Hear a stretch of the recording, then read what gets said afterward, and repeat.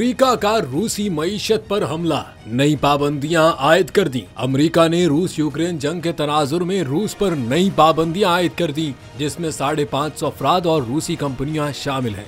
America ने रूस पर इन नई पाबंदियों का ऐलान भी कर दिया। अमेरिकी महकमा खारजा और खजाने की जानिब से 550 अफराद और कंपनियों पर पाबंदियां आयद की गयी। जराये के मुताबिक महकमा खाजाना की जानिब से 550 अफराद और कंपनियां, जबकि महकमा खारजा की जानिब से 250 अफराद और कंपनियां पाबंदियों की जद में आई हैं।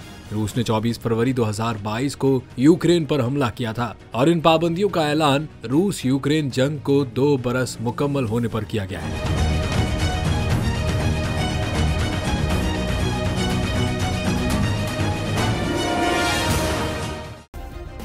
सब्सक्राइब करें और बेल दबाएं ताकि कोई खबर रह न जाए।